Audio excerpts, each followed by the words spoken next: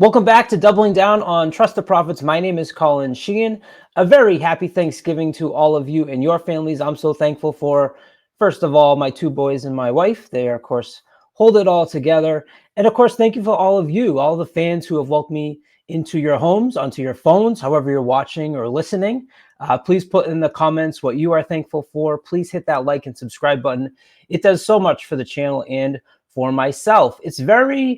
It's often I go 1 out of 2 on Doubling Down. It's rare I go 0 for 2, and never mind me and my guests going 0 for 2. And that's what happened last week when me and Armchair Handicapping tried to take down the Daily Double at Churchill. So I figured let's go right to the source and have a very special guest this week as we try to take down the Goldenrod and Kentucky Jockey Club at Churchill Downs for closing weekend. Stay tuned for Doubling Down.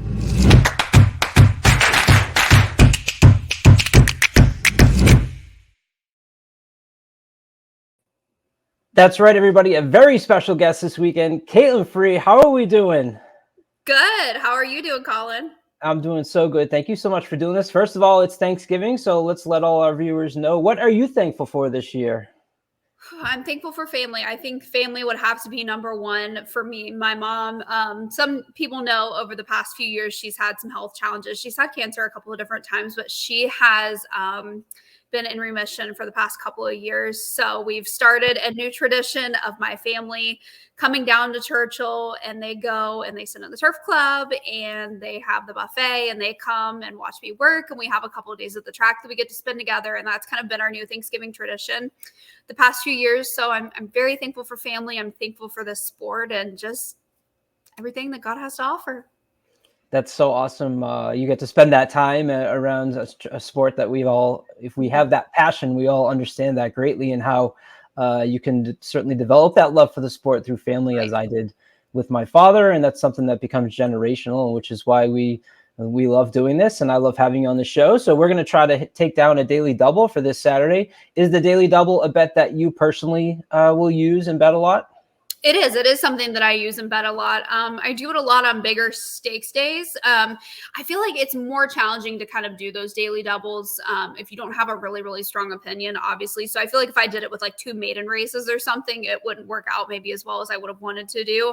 I don't do it a lot at places like Turfway Park either, with some of those claiming races where things can, sometimes get a little bit crazy. But on instances like this, with these 2 types of races, I would definitely make a little bit of an allowance for it, because I do have some opinions in this race. And of course, it's always fun to do it, with the Kentucky Derby, the Kentucky Oaks, or the turf race to the Derby. So there's definitely some daily doubles that I do find interesting. I think we've got an excellent sequence here on Saturday. 2 very competitive races, both with fields of 8. And I thought you could go 6 ways in the Goldenrod and 5 ways in the Jockey Club. So let's start off with the Goldenrod. I know you have a strong opinion in the second leg, so I can't wait to hear your thoughts on that. But we have a field of 8. Remember, this race last year was won by Hoosier Philly. Pretty mischievous came out of that race. And the first thing that jumped out to me as I started doing my research here was number 7, West Sunset, is very similar to Hoosier Philly last year. The speed figures are actually almost identical. Hoosier Philly came from that rags to riches race at 1 mile and 1/16 at Churchill last year, which is the exact same place where West Sunset came from. West Sunset finished ahead of VV's Dream, who is a horse that I think is very talented, finished second in the Alcibiades, first in the Grade 3 Pocahontas. This was a horse that I started off with my ticket and kind of built around West Sunset. Obviously getting Brad Cox, can't go wrong with that angle in a race like this. So West Sunset is absolutely one I'll have on my ticket. Where did you start off on who you liked here?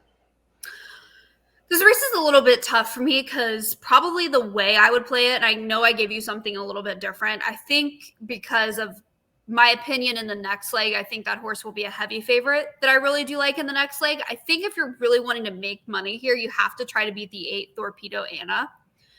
She's going to be coming back in her 3rd race in 5 weeks. That being said, I do think that she's potentially the best 2-year-old filly in the country. Wow. Okay. But it's that might be something we clip off for future in a couple weeks. It's definitely going to be a big ask against this type of a field, against just kind of how quickly she has to come back and everything she has to do. But if you look at her 2 most recent races, The 2 turns is obviously no problem for her. She's won her last 2 races by 8 lengths and 9 lengths. Yeah. They were decent fields. So, but this is going to be the acid test for her, and she's obviously not as fresh as some of the horses in here. I included her with what I gave you, but I think if you're going to try to beat her, you need to take a look other places. So I looked at a couple that I don't think anybody else would lean as heavily on as maybe I would, because I mean, obviously we're trying to get something home in here to get to something maybe a little bit easier in the next race. So I looked at the 4 and the 5. Here's the Spider. She's one of the only stakes winners in this race, aside from West Sunset. It was in Ohio. She ran into some problems in her second career start, and then she stretched out to 2 turns and was a big prize in an Ohio Stakes race. Won very, very nicely. And John McKee has done excellent here in the few mounts he's had at Churchill. He is a very, very talented rider that's very, very underrated. So if he were to sneak by with this filly in this race, it would not shock me a bit, and I don't want to be left out on that. And then Central Avenue, she's coming out of some of the best races, far better than I think anybody else has come out of in here. She was second to Just FYI in the Frizette at Aqueduct, Belmont at Aqueduct. That was in the slop. But her other race, a Maiden Breaker Colonial that I watched her, she got off slow. She was wide, and she closed on to win really, really nicely. She was last for a while and then kind of circled that field under Antonio Gallardo, and I thought won really nicely. But I thought she just ran so well in the Frizette, and obviously we saw what a Just FYI did in the Breeders' Cup. So I think she's one that you have to include based off of that. And I obviously have no problems with Jin Jin and West Sunset and what they did last time out in the Rags to Riches. Yeah, Central Avenue is the horse I've left off my ticket that I'm most nervous about. And you mentioned it exactly as kind of when I love these November, December, January 2-year-old races, because I really feel like you could throw an angle at a lot of these horses and like I can't argue with it. Yeah. And you can get some really nice prices with that. And so Central Avenue, when you start doing that, you know, like you just said, who did she face, who they raced against each other, right? When you see Just FYI, I think that obviously jumps off the paper. And then horses coming from New York after what we saw in the Breeders' Cup is an angle right now that I'm kind of like, you got to watch out for anybody that's shipping in. Which is something that I never thought we would be talking about, because usually it's the opposite. Exactly. It was in my mind, though. Torpedo Anna, I was a little bit concerned as I went through the field, and you conveyed it perfectly about, you know, this is going to be that next step up in who she's going against. The other horse I used on my ticket was the 2 Intricate for Brendan Walsh. This is the last race here for Intricate, a horse sired by Gunrunner. And what I thought was really impressive here was that this race had a really slow pace up front. And this horse was 5th place. You know, I used the Brisnet pace numbers, -14 and -16. This horse is closing into a race in which the pace advantage was not in her favor. And I just thought that this was a really impressive game effort from Intricate there. And that's the horse that I said, I don't want this horse to be the one that beats me. I had 7 and 8, but like you said, I'm like, it's going to be hard to go with both of those. So I used Intricate as well. So I go with the 2 and the 7. Kaitlin goes 4, 5, and the 8 as we move on to the Kentucky Jockey Club for Saturday, November 25th. Another field of 8. And like I said, I think you have another very competitive field here where you could go many different ways. And I was interested to see that you have a single. Who are you high on here? It's going to be Stretch Ride. I think, you know, based on the terms of the quality, when you look at the Goldenrod versus this race, I think this is a significantly easier race. I think you have some really, really nice looking juvenile fillies in the other race, which I'm not really sure you can say that as much about this race. So I think Stretch Ride to me certainly looks like a standout in here. I mean, the numbers and figures for his 2 races came back really, really, really strong. He beat Agu, who a lot of people like maybe moving forward to some of the other preps coming in at Churchill Downs when he went 6 furlongs. Then he went to Keeneland to an allowance optional, went 2 turns. Martin Schwann had him a little bit more involved up front. And this horse just poured it on and won super, super easily over Lightline and Seize the Gray, who are pretty highly regarded horses, or they once were.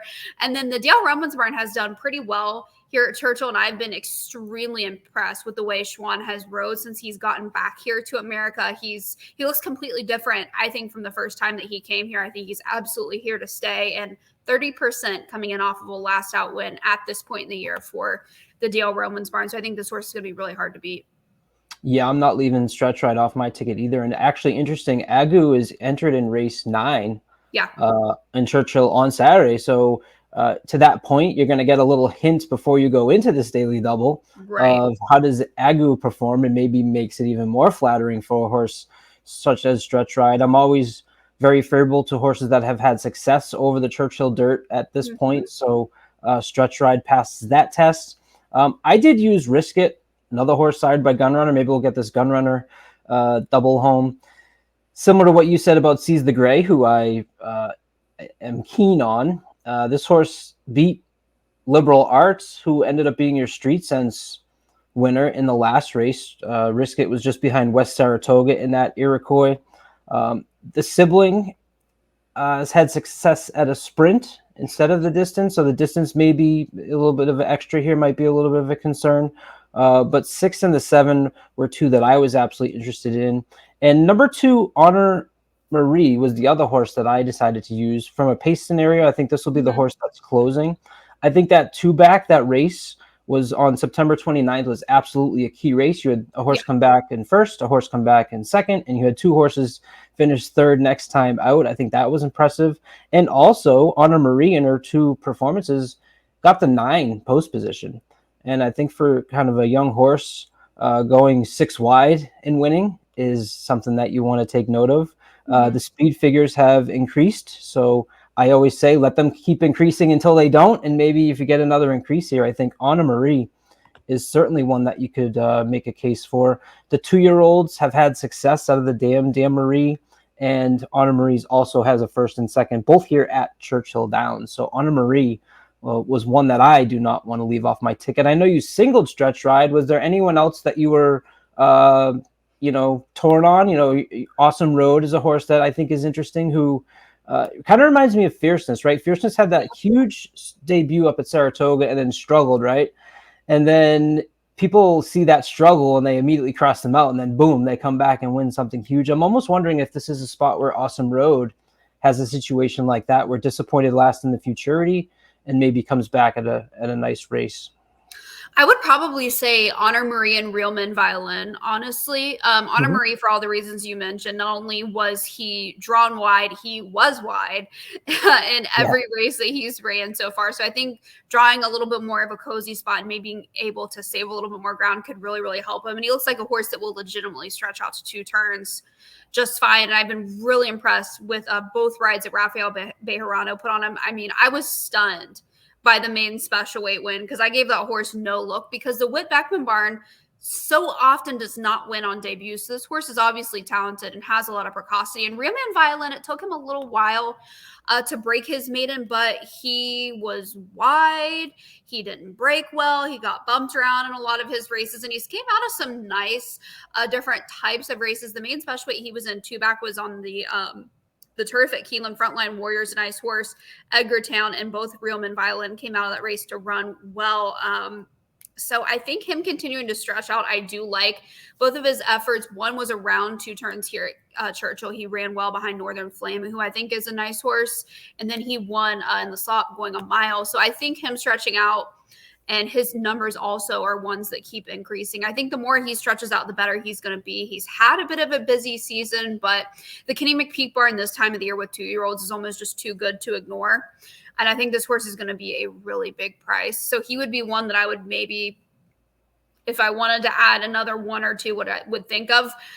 But I think Risk It would be the one I would really be trying to beat in here. Hear you on everything you said, especially with the way Liberal Arts came back and ran. But I think Liberal Arts maybe moved up on the mud. That was kind of my indication from the connections. And I don't think a whole lot of West Saratoga.